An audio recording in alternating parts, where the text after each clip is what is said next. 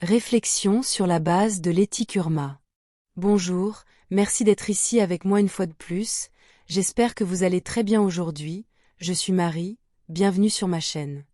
Cette information peut être considérée comme de la science-fiction ou comme le spectateur le voit le mieux et je la publie uniquement à des fins de divertissement. Néanmoins, je prends mes informations très au sérieux et pour ceux qui ont des yeux pour voir. J'écris ceci en anglais le matin du 17 septembre 2025. Les Urmas sont un grand conglomérat d'espèces félines interstellaires qui ont atteint un niveau très élevé de développement spirituel, technologique et d'influence dans toute la galaxie. Ils sont l'un des groupes d'espèces les plus prolifiques connus pour habiter la galaxie, en particulier dans ce cadran où nous nous trouvons.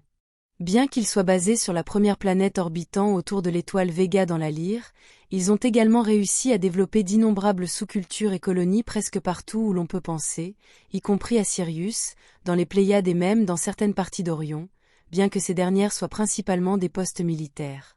Ils sont considérés comme une espèce alpha, sinon l'espèce alpha de la galaxie, car même les dracos et les alpha-dracos préfèrent traverser de l'autre côté de la rue lorsqu'ils voient un Urma arriver, si vous voyez ce que je veux dire. Les Urmas excellent dans les efforts militaires et sont connus pour anéantir leurs ennemis avec une efficacité et une rapidité extrêmes, donc ils sont une culture avec une capacité énorme pour la guerre. Ce sont des carnivores dévoués, et ils aiment chasser même dans leurs grandes villes, et lorsqu'ils sont sur leurs vaisseaux spatiaux, ils consomment principalement de la viande cultivée en laboratoire qui n'a jamais été un animal. Ils ont atteint un niveau de domination et de présence dans cette galaxie qui n'a pas de rivaux, les rendant la race stellaire la plus influente connue, surpassant même la race humaine lyrienne, qui se trouve également presque partout. Mais les Urmas sont également connus pour leur réalisation spirituelle, leur intégrité et leur volonté d'aider et de protéger quiconque dans le besoin. Ils sont pleinement reconnus pour leur capacité à fonctionner bien et naturellement à la fois dans le monde physique et dans les royaumes astraux, même lorsqu'ils insistent sur le fait qu'il n'y a pas de différence. Mais comment un groupe d'espèces de chats bien intégrés et coopératifs a-t-il développé un tel niveau? Il y a de nombreux aspects aux Urmas, mais ici je vais me concentrer sur la base de leur côté éthique ainsi que sur leur intégrité incassable. Ce sont mes pensées et conclusions, car je ne leur ai pas parlé de cela, donc c'est juste moi qui partage avec vous ce que j'ai observé à leur sujet. En ce qui concerne la base de leur éthique, imaginez que vous êtes membre de leur culture. Vous vous réveillez un matin ou après l'une de vos longues siestes et vous vous voyez dans le miroir. Vous êtes un magnifique tigre de 300 kg dans ce cas. Par exemple, vous mesurez plus de 2,70 mètres et vous savez que vous êtes l'une des créatures les plus incroyables, magnifiques et belles de la galaxie, et chaque partie de votre corps reflète la puissance et une force incassables. Vous vous savez incroyablement beau, avec toutes vos rayures et vos moustaches. Chaque poil de votre fourrure est amplifié par les énormes muscles qui se dessinent en dessous, et vous êtes doté d'une intelligence et d'une intuition supérieure.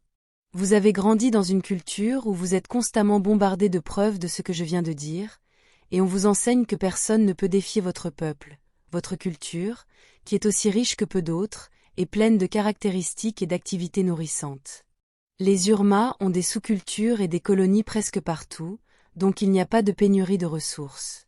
Tout ce que vous pouvez désirer et avoir est à votre disposition sans effort, donc toute votre attention se porte sur des tâches plus élevées et plus importantes, libérant beaucoup de temps pour contempler la vie d'un angle spirituel, tout comme n'importe quel chat le fait souvent, alors qu'il reste là dans ses pensées et profite de son bien-être. Cela conduit au développement de pratiques philosophiques élevées et de conclusions, car les Urmas sont très enclins à communiquer entre eux dans leur complexe langage télépathique verbal basé sur des grognements, des miaulements et des ronronnements hautement articulés, atteignant plus de phonèmes que ce que les humains peuvent articuler, et leur permettant de pouvoir exprimer d'autres langues, y compris celles des humains. Les Urmas ne connaissent pas la peur, ou du moins pas comme nous, car ils ont été élevés avec la plus grande richesse en ressources tout en étant protégés par la culture la plus puissante jamais connue, cela signifie que tout ce qu'ils veulent, ils l'obtiennent. De plus, chaque fois que quelqu'un, ou une autre culture, par exemple, veut défier leur suprématie, veut voler leurs ressources ou est abusif envers eux, ils ont la capacité d'anéantir leurs ennemis avec une telle supériorité qu'ils ne trouvent presque plus rien de difficile. Tout ce qu'ils veulent, ils le prennent, et personne ne peut les arrêter. Lorsqu'une telle condition de suprématie totale est maintenue pendant des générations et des générations d'Urmas, le simple concept d'être ivre de pouvoir tel que nous le connaissons ne s'applique plus à eux. Ils n'apprécient pas d'être puissants, ils ne recherchent pas le pouvoir et la domination, puisqu'ils sont déjà le pouvoir et la domination, ils n'ont besoin de prouver quoi que ce soit à personne, ils savent déjà qui et ce qu'ils sont, et cela est un pouvoir pur, façonné comme un grand chat. Rechercher le pouvoir et la domination n'est plus nécessaire. Cela a été accompli il y a des générations et des générations.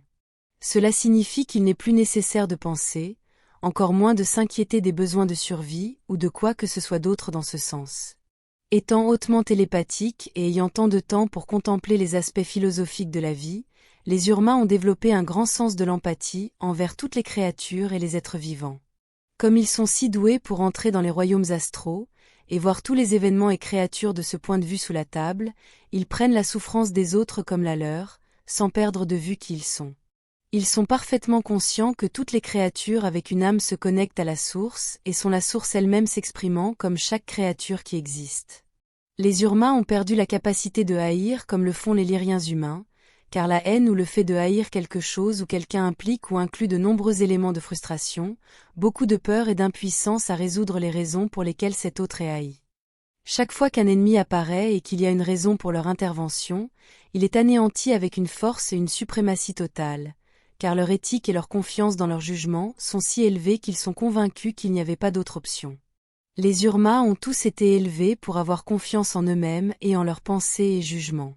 Une créature si puissante dans une culture et un environnement si riche, ainsi que leur propension à s'engager dans des efforts philosophiques, développera inévitablement une éthique et une intégrité très élevées.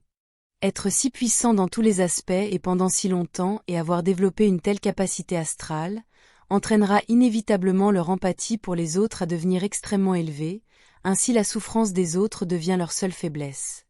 La seule façon pour les Urmas de ressentir le désespoir, l'impuissance et la peur est de regarder à travers les yeux d'autres créatures avec lesquelles ils sont empathiques, des créatures qui ne sont pas aussi bénies qu'eux. Ajoutons à cela que presque tout dans leur vie et leur culture est résolu.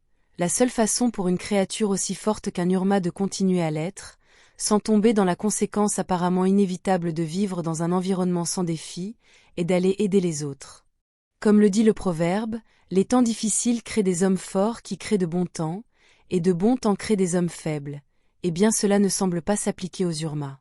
Leur champ d'influence autour de la galaxie est si vaste qu'ils rencontrent inévitablement des problèmes, d'autant plus lorsqu'ils s'engagent à protéger toutes les cultures et espèces dans le besoin, même lorsque la paix règne sur leur planète d'origine.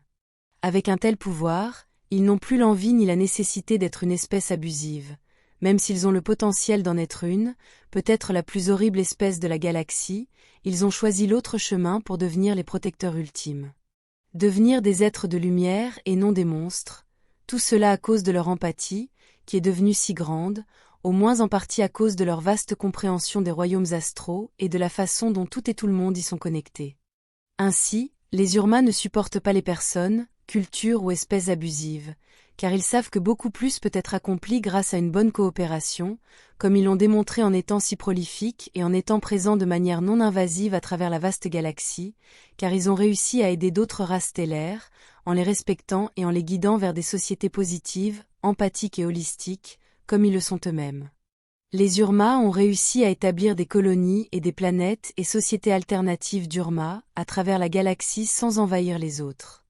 Au contraire, leur présence est toujours perçue comme un facteur enrichissant pour tous, et j'ai vu cela de mes propres yeux au Conseil d'Alcyone, car les Urmayadéens de Mérope n'ont été rien d'autre que des fournisseurs et des protecteurs pour le reste des civilisations des Pléiades, et récemment, la porte d'entrée pour établir légalement l'alliance de la Triade entre Antaria, le Conseil d'Alcyone, y compris Tegeta, et l'ensemble du conglomérat Urma. Leur pouvoir supérieur et leur domination les ont amenés à devenir hautement éthiques et empathiques, les faisant transcender leur besoin de se valider en tant qu'espèce dominante, les transformant en guides spirituels et protecteurs, non seulement dans le monde physique mais aussi dans l'astral. Avoir un pouvoir presque illimité ne les a pas transformés en monstres ultimes, cela les a transformés en êtres de lumière, guides et protecteurs des espèces plus faibles. Cela sera tout pour aujourd'hui. Comme toujours, merci d'avoir regardé ma vidéo et d'avoir liké, partagé et vous être abonné pour plus. Cela aide beaucoup cette chaîne à grandir, et j'espère vous voir ici la prochaine fois. Avec beaucoup d'amour et d'appréciation, votre amie, Marie.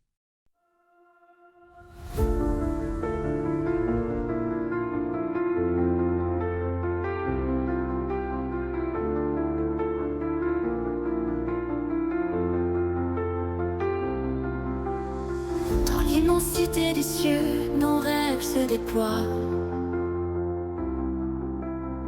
Une étoile guide nos vœux vers un monde de joie.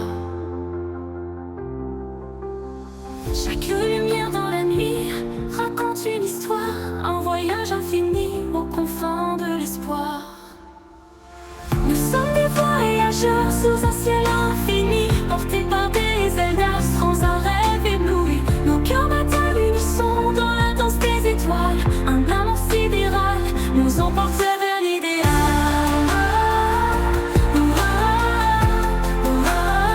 Nous emporte vers l'idéal.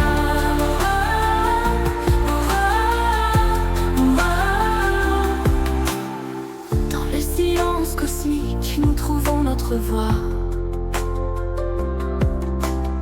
Chaque note symphonique résonne avec émoi.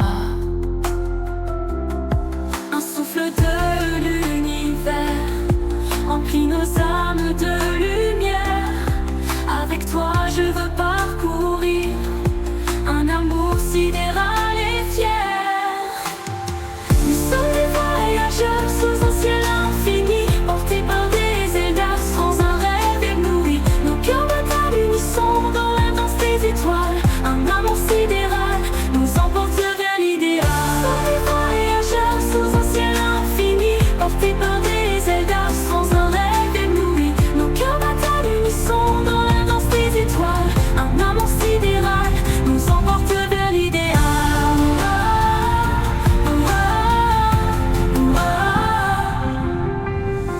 Au-delà des galaxies, nos rêves se réalisent.